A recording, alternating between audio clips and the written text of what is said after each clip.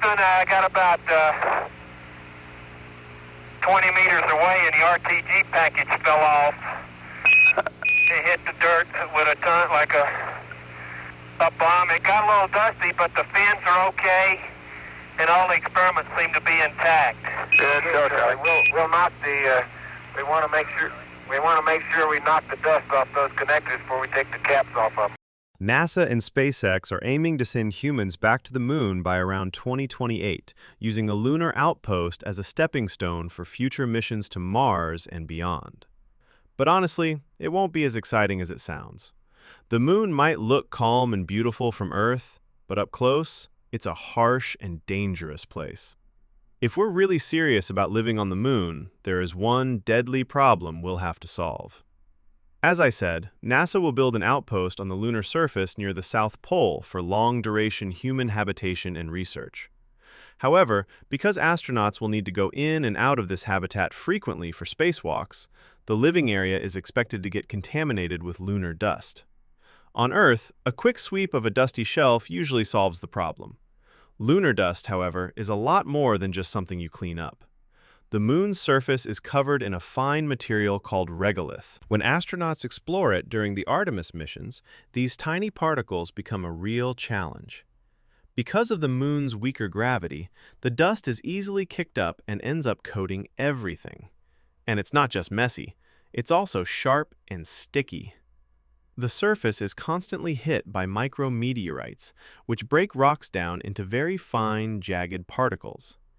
Without wind or water to smooth them out, these grains stay sharp, almost like tiny shards of glass. On top of that, radiation from the sun charges the dust, making it cling to surfaces, similar to how a balloon sticks to your hair. All of this means the dust doesn't just settle, it floats around and sticks to everything. This also makes it easier for astronauts to inhale it once it gets inside their spacecraft. Most of what we know about how lunar dust affects astronauts comes from their personal accounts rather than formal studies. After the Apollo missions, astronauts described their experiences during debriefings, which gave a pretty clear picture of the issues they faced. Even though they tried to clean off the dust before re-entering, by brushing or vacuuming their suits, a lot of it still got inside, causing several problems. Astronaut Harrison Schmitt, for example, reported hay fever-like symptoms. The dust's abrasive nature also damaged joints and seals on both the spacecraft and the spacesuits. During Apollo 11, astronauts said dust covered everything and was extremely hard to remove. It even had a strong smell, like gunpowder, and felt similar to graphite. On Apollo 12, things were worse. The lunar module became very dirty, and dust floated everywhere. One astronaut even said he was almost blinded when he removed his helmet because dust got straight into his eyes. The problem continued after docking with the command module, where the air system kept spreading the dust around. To deal with this, astronauts sometimes kept their helmets on or only partially removed them to protect their eyes and lungs. Not all missions had the same level of trouble. Apollo 14 astronauts said dust wasn't a major issue and that their control methods worked well. However, Apollo 15 and 16 crews again reported floating dust, strong smells, and irritation. Some astronauts mentioned eye discomfort and even feeling like their eyes were scratched. By Apollo 17, astronauts clearly noticed heavy dust in the cabin, reporting irritation in their noses, throats, and eyes, and even tasting the dust. Although there's no strong evidence that lunar dust seriously affected their ability to perform tasks, these accounts show that it definitely made things harder. Scientists try to understand the risk by comparing it to things like industrial dust or volcanic ash. On Earth, we already know that fine dust can irritate the lungs, cause inflammation, and even lead to long-term diseases if exposure is high enough.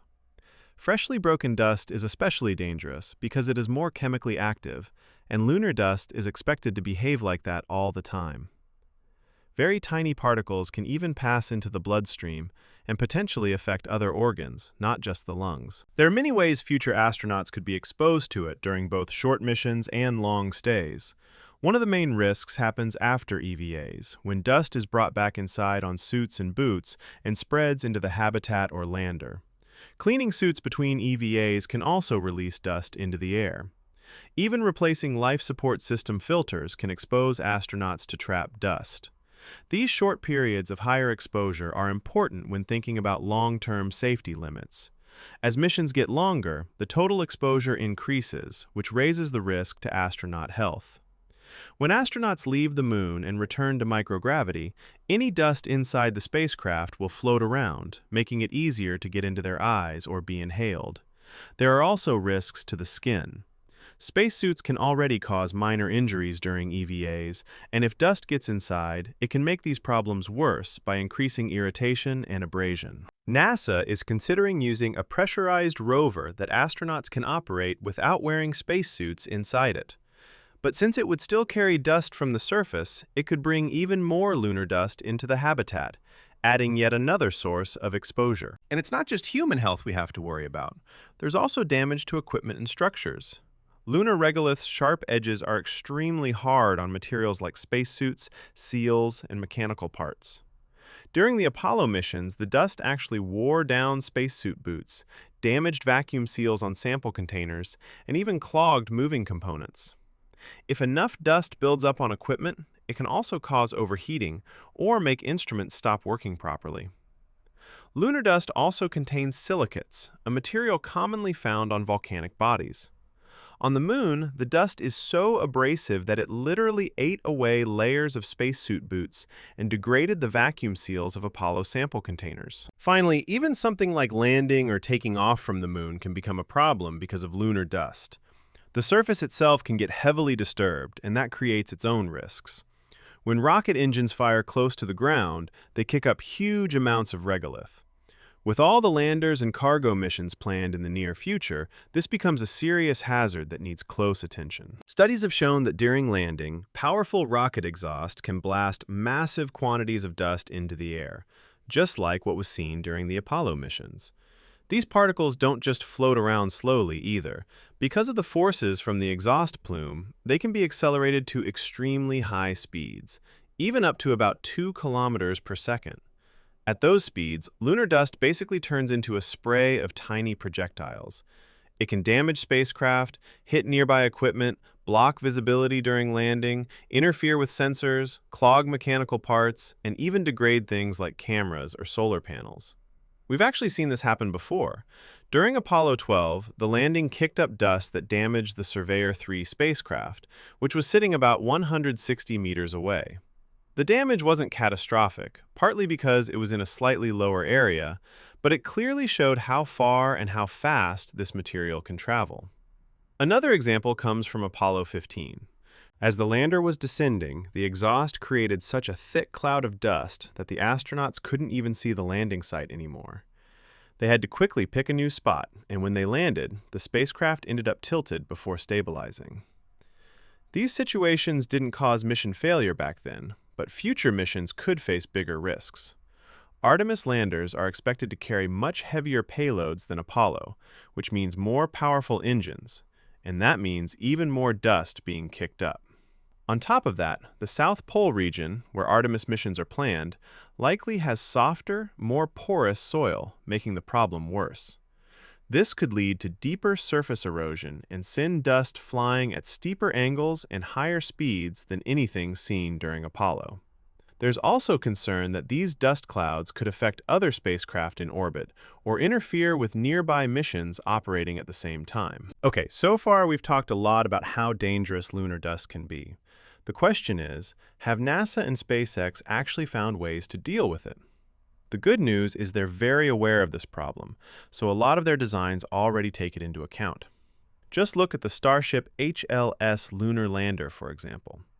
Unlike the Apollo lunar module, Starship's airlock is placed high up on the side of the vehicle and is accessed by a large elevator. That alone helps reduce how much dust gets tracked straight inside. The vehicle is also big enough to include dedicated foyers or mudroom-like areas near the airlock, where astronauts can remove dusty suits before entering the main living space. During landing and liftoff, Starship HLS is also expected to use thrusters mounted higher up on the vehicle instead of relying only on the main engines near the ground. This helps reduce how much regolith gets blasted around and thrown back onto the spacecraft. Looking further ahead, one of the best long-term solutions is to actually build landing pads with blast walls to contain the dust. As missions become more frequent, this will likely become essential. As for protecting the crew, NASA has been working on ways to remove dust quickly and efficiently from astronauts and their equipment. One of the most promising ideas is a prototype developed at the Kennedy Space Center called the Electrodynamic Dust Shield, or EDS. This technology can be applied as a thin layer or even woven into materials. Its electrodes are nearly transparent, but when activated, they generate forces that actively push dust away from the surface. Even though it sounds simple, the physics behind it is pretty powerful. One of the main mechanisms is the Coulomb force, the basic idea that electric charges attract or repel each other. If a dust particle has the same charge as the surface, it gets pushed away. Since lunar dust can carry either a positive or a negative charge, the system rapidly switches its own charge back and forth, allowing it to repel both types effectively. However, that alone isn't enough, because sometimes opposite charges attract. That's why the system also uses a second effect called the dielectrophoresis. This works because lunar dust grains can become polarized when exposed to an electric field, meaning one side becomes slightly positive and the other slightly negative. The EDS constantly changes its electric field in a way that pushes on both sides of each dust particle, effectively sweeping it off the surface. It sounds complicated, but the result is simple. The dust gets lifted and pushed away very efficiently. Tests in vacuum conditions using fake moon dust have shown that the system can remove up to 99% of the dust from a surface. What makes the EDS especially powerful is how flexible it is. It can be applied like a coating on hard surfaces or even woven into fabric. That means future astronauts could wear spacesuits that clean themselves or use equipment that never gets clogged with dust.